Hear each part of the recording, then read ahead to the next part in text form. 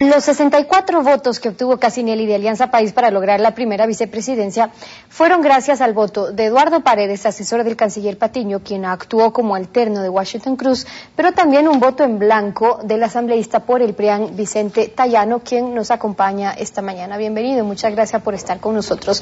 Usted dice que no tuvo intención de votar en blanco y apoyar al oficialismo, sino que hubo una falla en el sistema electrónico. ¿Qué fue lo que realmente pasó? Sí, gracias, Steffi, buenos días. Mire, cuando comenzó esa sesión, yo pedí la palabra y le pedí al presidente de la legislatura, como debía de ser, que para elegir dignidades había que votar nominalmente, es decir, expresando la voluntad de los legisladores. Inclusive es un tema que lo estamos incluyendo en la reforma que hemos propuesto a la Ley Orgánica de la Función Legislativa, porque así debe ser, expresar por qué se vota por alguien, eso es elemental. Esto fue negado y volvimos a votar electrónicamente. Ya había existido un incidente la semana anterior en relación al voto electrónico.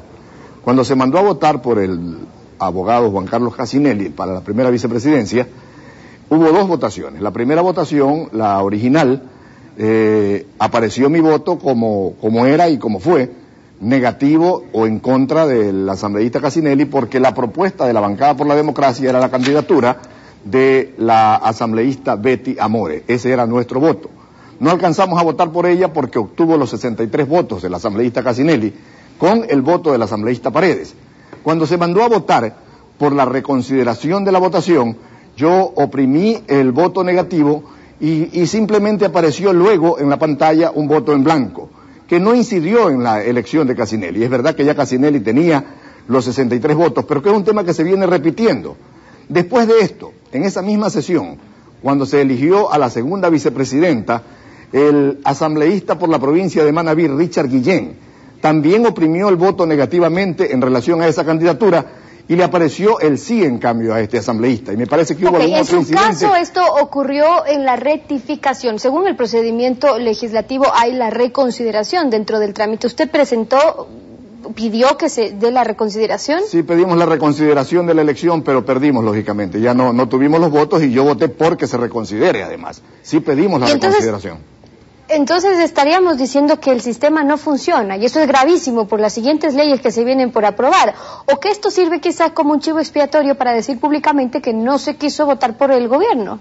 Bueno, miren, no hay mejor expresión que la que el legislador tiene, pues lógicamente. Yo a viva voz lo he dicho, nuestra candidata era Betty Amores.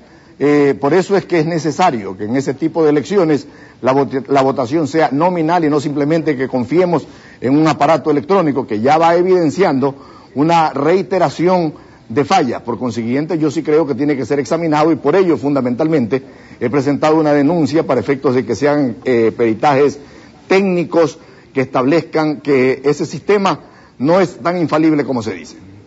Ok, pero ¿qué cabe en ese caso? Es decir, es difícil comprobar si es que en efecto usted no quiso votar y terminó en el sistema electrónico votando en contra de lo que usted quería, o si en efecto existen estas fallas en el sistema electrónico. Usted ha presentado esta denuncia por las fallas en el sistema en la Fiscalía. Cabe hacer entonces un peritaje, pero más allá de eso ya han habido varios intentos de quienes en otras ocasiones han dicho no es que el sistema no sirvió, es que algo se dañó, pero no ha pasado nada. Bueno, yo sí creo que tenemos que todos, inclusive quienes están hoy manejando la Asamblea y que han venido manejando la Asamblea ya los 2 años anteriores, la responsabilidad de establecer que ese es un sistema que definitivamente nos va a dar la confiabilidad. Y también tenemos que hacer cambios en la legislatura, porque es preferible demorarnos un poco más en una votación y que los legisladores expresemos y hagamos lo que el pueblo nos ha mandado a hacer, a un parlamento a legislar y a fiscalizar, y que expresemos nuestra voluntad a viva voz.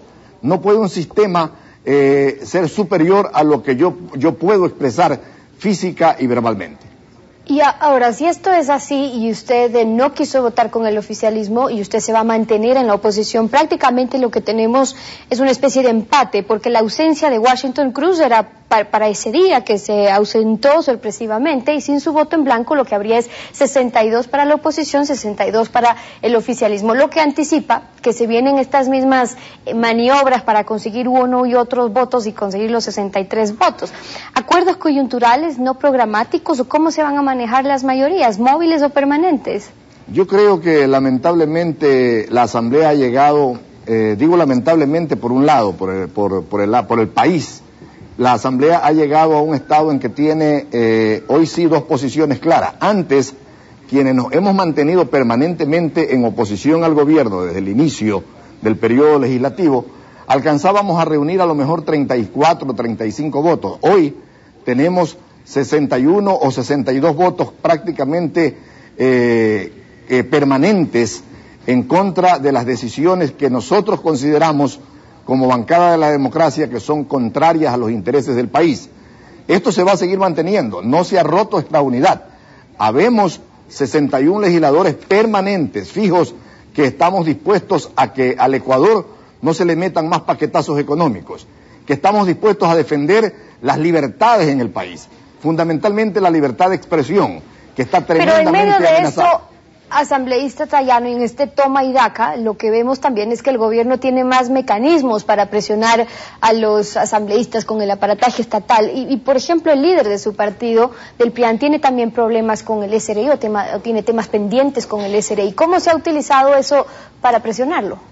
Bueno, jamás, es verdad que Álvaro Noboa ha tenido una serie de presiones del gobierno, pero jamás hemos puesto en juego el hecho de condicionar nuestros votos, los votos del PRIAN, a algún convenio o algún arreglo con el gobierno. El abogado Álvaro Noboa, sus abogados, sus empresas, se están defendiendo jurídicamente, a pesar de que son permanentemente atacadas, pero una cosa es el PRIAN y otra cosa son las empresas de Álvaro Noboa. Otro mecanismo de presión o de chantaje podrían ser los jueces, una comisión tripartita que tiene ya un delegado del Ejecutivo que va a nombrar jueces y que son muchos jueces porque son cientos, podría prestarse para el reparto, podría haber para todos un poco si se portan bien.